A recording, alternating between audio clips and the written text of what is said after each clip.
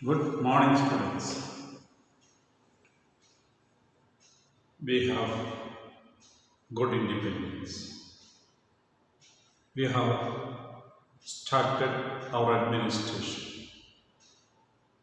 We have become a supreme power, sovereign, supreme, democratic country. So naturally, we want to have a relationship with our neighboring countries. In 1940s or even 1950s, the world was divided into two power blocks. One was led by USSR, Union of Soviet Socialist Republic, that is present Russia.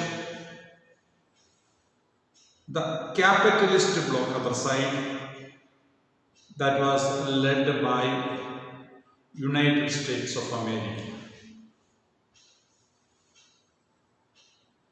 Those countries who supported Russian ideology, they formed an association through an agreement at Warsaw. Warsaw is the capital of Poland.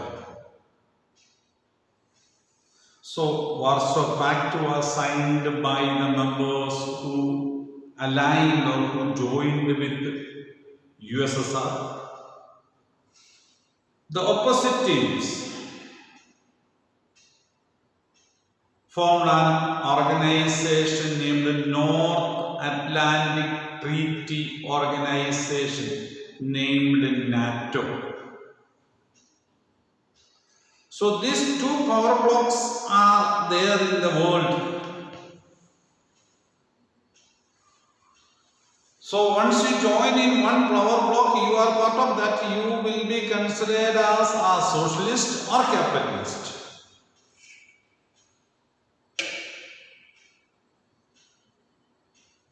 Socialist countries are not rich countries. They cannot provide so much of financial assistance to other countries. So, when we join, we have to follow those ideals. The capitalist countries are rich, but their importance is to make money and supporting the rich people.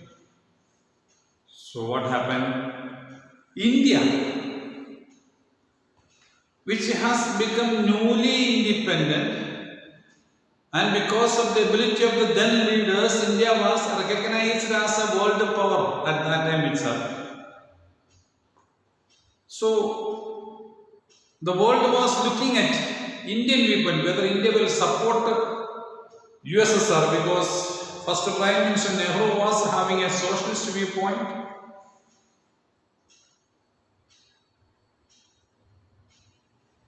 But India has decided no to that situation. India has decided to have an independent foreign policy. Means not joining with the USSR, not joining with the USA, but having good relationship with both the blocks. So that movement has started. That we call it non-alignment movement. Not aligning with any side. Not joining with any side. That is known as non-alignment movement. So there are so many countries in the world at that time who were not ready to join with any of these blocks, like Yugoslavia, Egypt, Iran, Iraq, Malaysia. So like there are some countries who are not ready to join with any of the blocks. So those countries joined together. They formed an alliance named Non-Alignment Movement, and India was one of the leading figures in that organization.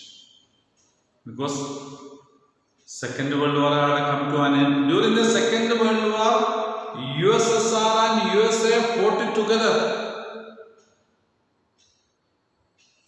And after the war, they divided Germany into 4 divisions. One piece was given to USA, other piece of Germany was given to France, another piece was given to Britain, and the 4th piece was taken by USSR. So USSR has separated that piece which they got, that area that they got, and they constructed a wall known as Berlin Wall. So that people in West Germany cannot go to East Germany, people in East Germany cannot go to West Germany. So the world was clear-cut division. Everywhere, anywhere, the discussions were division, and then comes the Cold War. Cold War means the relationship is not smooth. That's all it. They don't fight each other. They means USSR and USA don't fight directly each other, but they will never interact in a positive, warm way. Anywhere and everywhere they used to disagree. In that situation, that's a Cold War. If there was a fight between the countries, one side will be supported by USA, other side will be supported by USSR. India and Pakistan friction. India was supported by USSR, Pakistan was supported by USA. North Korea and South Korea. North Korea was supported by USSR, South Korea was supported by NATO alliance. Like that, anywhere in the world, any problem is there, they used to join both groups. Iran and Iraq, so many like that. So that is the situation. So in that situation, the play played by this third organizer of non-alignment group is important. Okay, so these are meetings of the forum. This is the person who has started science school. Okay. India gained freedom soon after the devastation of the Second World War. I told you. That time a new international body, the United Nations, formed in 1945, was in its infancy. On 24th October 1945, United Nations organization came into existence, and India was one of the founding members even before getting independence. Among the 52 countries, India was there. So that is the international organization. So this international organization was trying to balance between NATO powers and Warsaw Pact members. In 1950s, and so the emergence of the Cold War, I told you already. 1960s and 1950s and 60s Cold War. No direct, they don't use weapons to fight. They will support anybody who is opposing them. If anybody opposing NATO group, that will be supported by Warsaw Pact. If anybody opposes Warsaw Pact, that group will be supported by NATO Pact. So that is why NAM had good an importance. Because if non-countries, non-alignment movement members join any side, that side will become more powerful. So both the country groups have tried to keep NAM members in good relationship. They were not antagonizing or going against the NAM members, because all the complete NAM members join in one side among the two power blocks in the world. So that side will become naturally more powerful. So the world balancing was done by the non-alignment movement countries. At present, non-alignment movement is not relevant because nobody has to balance. Now America has become most superpower. Russia is broken up. USSR is not there. So now again it's emerging, but at that around it we can say till now, as Russia has not become a strong superpower challenging US. So US after 1990s, USA became superpower. So now lost its importance. Okay. The 1950s and emergence of the Cold War, that is power rivalries and ideological conflicts between the USA and the USSR. With both countries creating military alliances, that is Warsaw Pact and NATO, North Atlantic Treaty Organization.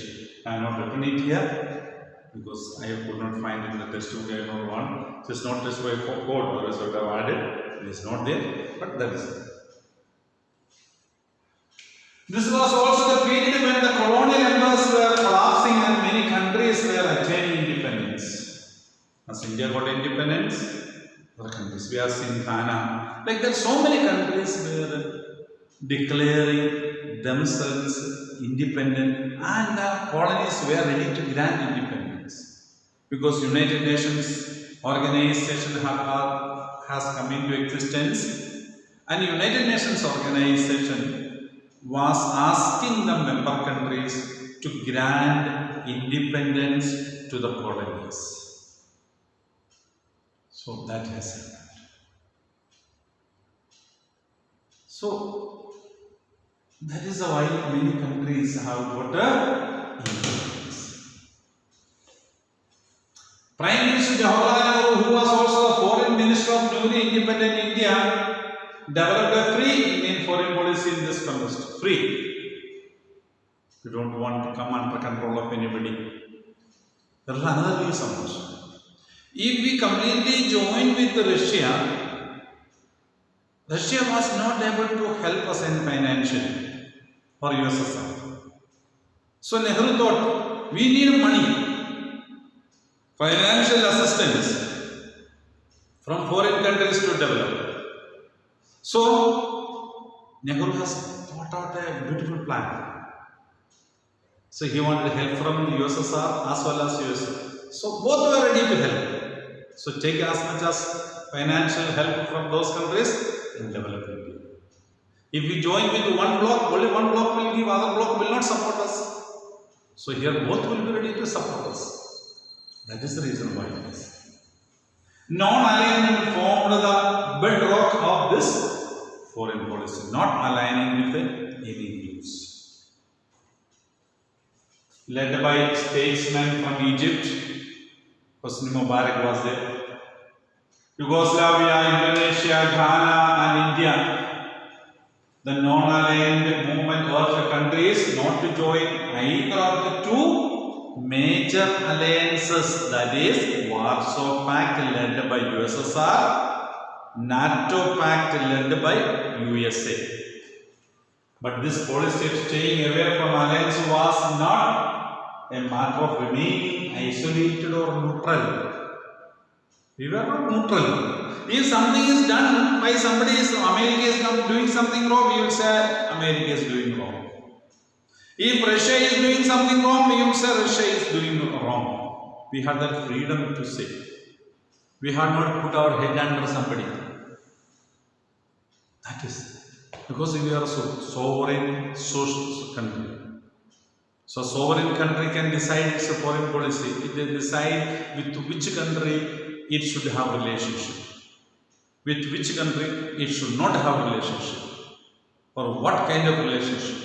So that much of freedom we had. So that freedom was fully utilized by the then government of India. So, but this policy staying away from alliance was not a matter of remaining isolated or neutral. means whatever happens in another part of the world, we don't worry, we are not going to interfere, we don't know anything. We were giving our suggestions, interfering, giving solutions, giving suggestions, and staying publicly. All those things we were doing it as an active member in the world community. The former means remaining aloof from world affairs, isolated means. Whereas non-alignment countries such as India played an active role in mediating between the American and Soviet alliances. It's a balance. We were the bridges connecting both, connecting the link between USSR and USA. So that was, we were the mediating. That was a role played by India during that time. They tried to prevent war, often taking humanitarian and moral stand against war. See, there were many chances. In 1966, there was a Cuban crisis in the world, Korean crisis. So, Cuban crisis and Korean crisis, even Egyptian crisis. In Cuban crisis, USA, there was a ship moving from Soviet Russia to Cuba. It was intercepted by American naval forces. So it was being told that the ship was carrying weapons and missiles. USSR wanted to set up a station in Cuba because Cuba was also a socialist country. So American President Kennedy did not agree. He told the ship should go back to USSR or face war. It was told that 24 hours time when ultimatum was given, American President John F. Kennedy was in sky. They kept him in plane 24 hours. Think of 1960s, you understand? Not now. Keeping him in plane, that much is security because they don't want any kind of trouble for the America. Russia, USSR withdrew the ship. So the crisis was solved. So like that, UN interfered, India and other countries have told, although we have, because we were free to decide. All those like that. In all the things, the humanitarian consideration not to have war has helped the world. So, India and other countries could take an independent decision. However, for one reason or another, many non-aligned countries, including India, got involved in wars. We had a war with Pakistan, even with China. China has attacked us. The country, we were not happy, we don't want war, but it was forced upon us. And somebody is told not to, still it is coming, then naturally we have to fight. So that was the situation. By the 1970s, large number of countries joined the non-alignment. So around 88 countries in the world were members of the non-alignment movement. This is NEHRU is there, our leaders of the world have come together for non-alignment movement. The nation. Now we will come back to India. What was the situation just after independence? India is still united, democratic, we should be proud of. Now also, we should be very much happy. We are still democratic and united. The scholars of that time, who said with the scholars on political structure or social structure,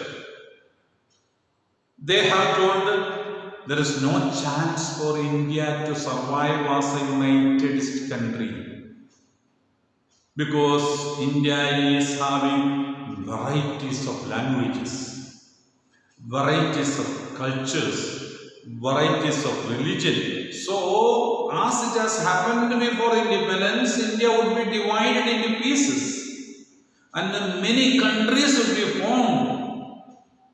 That was the thinking of the leaders of Europe and many scholars of other countries about India. But we have broken all their statements, all their teachings, all their studies, and we have still remained as an independent, democratic country and united country, not a broken. That's it. Many foreign observers have felt India could not survive as a single country, with each region or linguistic group seeking to form a nation of its own. So there was a demand for a Tamil language. There was a demand for a division of the country on the basis of the language. So people thought it would happen. But our leaders were able to understand. They could accept, because we got our independence by the larger sections of the people's work. So the work of the demand of the people, if they don't have any partial thinking, should be accepted. That is why we have accepted the reorganization of the country on the basis of the language. So each state is happy that they can teach their language, propagate their language, do anything to keep their language and culture alive, regional-wise. So that was possible because of this. So we still remain united until 2020, we can say. We should be very proud of that. Many countries who have got independence could not remain. They have become military-ruled countries. Some have broken up, even Pakistan, East and West Pakistan. Bangladesh has got separated from Pakistan, got another country. It was a part of Pakistan. Like that. Many countries have that. But we should be proud of being, staying like this. And many will be under military rule. They thought that we will be under military rule.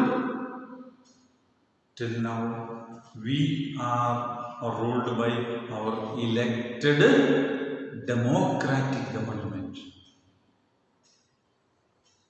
We may say there are so much expenditures, politicians are corrupt.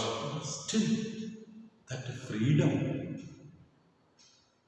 that feeling of electing, and the power of the people to remove.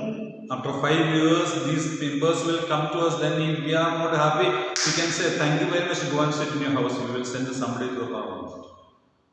That is there in the hands of the people. So, saying thanks straightforward is in the hands of the people. That we have still now, a democratic setup of government. But nothing of that sort happened. Whatever their demand, they thought India would be divided, India would be taken over by a military. Nothing of that sort happened, and nothing should happen like that. We want to remain a democratic country, sovereign, socialist, democratic. We want to remain secular country. That's what we need, and we should be kept as. It is every individual's responsibility. We may find fault with our system. No system in the world is 100% perfect. No system. Because every system functions by the human being. If the human being is perfect, that system is perfect. So we know 100% nobody is perfect. So no system in the world is 100% perfect. So there will be drawbacks, Which one will something that is better? When we compare, we take something that is better. So we have got the best one available in the known world, and we are having it. Please put your effort to keep that. That's the most important. There is a free press and independent judiciary. That's another important thing. If the journalists are not free or the media is not free, controlled by even with the ruling party or anybody controls, they cannot speak what they feel, then the democracy has no value. So, and judicial should be independent, free, should not be afraid of anybody. It should have the guts and courage to take a correct and proper decision, not showing any favoritism to anybody. That is what it is. Still the people depend upon judiciary, and we should be able to depend upon an independent judiciary. Citizens should depend upon on independent judiciary. That is what important. The fact that people speak different languages or practice different faith has not come in the way of national unity. It has not come in the way of national unity. It's part of it, and we all agree with it. We all are happy with it. We say diversity in unity. Yes. Diversity. We are already in unity. In that diversity is there naturally. If no diversity, even human beings cannot be different. So, like that, differences are there. In our home, we know many are there. So we live together. There will be disagreements. That happens. Deep divisions persist despite the constitutional guarantees. There are some problems in India. Caste divisions, religious divisions. That should be sorted out. People should not be narrow-minded. Tagore has sung, "My dream of India." It should happen. The untouchables or the Dalits face violence and discrimination. That's a great problem now also. Everybody should be equal. The rural India, they are not allowed to access water sources, temples, parks and other public places. After independence, so many years ago, after India became a republic, 70 years ago, still these problems are persisting in our rural areas. We should come out of that. That should happen. In rural area, they cannot take water from the public wells. Temples they are not permitted to enter. Park they are not permitted to enter. And public places. This should not happen. Anybody, if he is a citizen of India, he has normal, he should be permitted to enter. There is no restrictions on the basis of caste, color, creed, sex. I think you are a human being, normal, you should be permitted to have equal facilities in anywhere. That should happen. The secular ideals enshrined in the Constitution have not stopped the clashes between religious groups. Many times in India we are facing the religious factions. My religion is important. My religion is important. If we drop that idea, yes, my religion is important. That doesn't mean others' religion is not important. When we treat others' religion as equal as mine, there is no clash. There is no reason to be clashing. He practices his religion, I practice my religion. I respect him to practice his religion. The same way he respects me to practice my religion. That has to happen.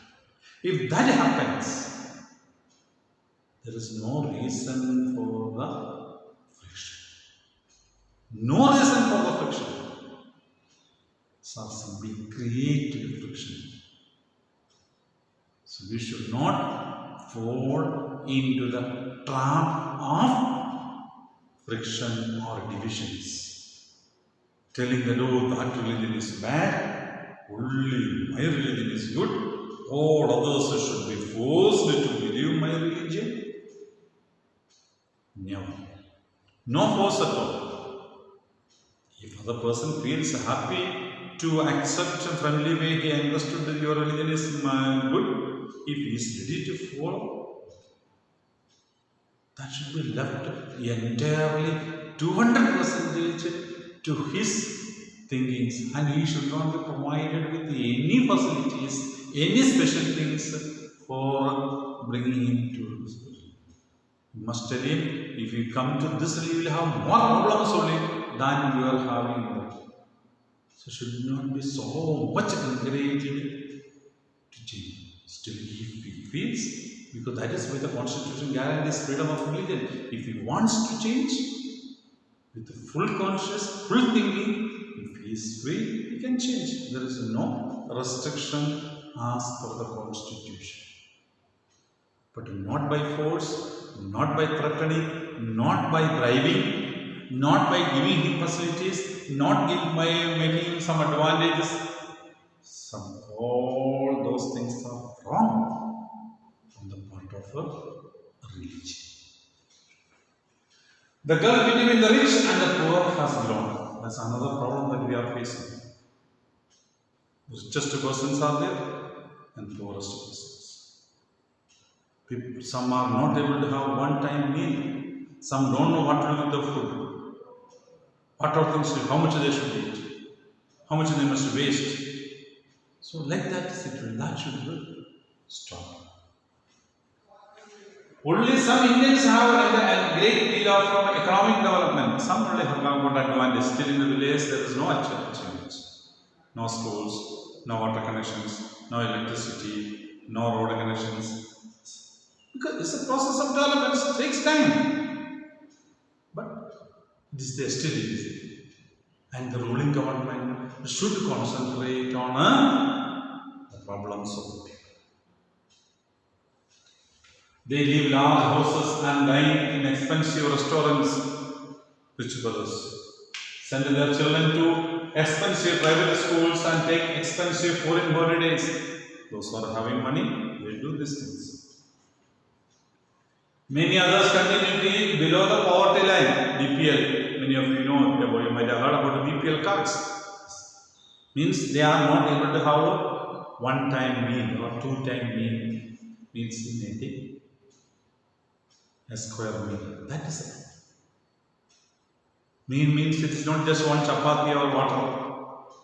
You should be able to have a healthy body.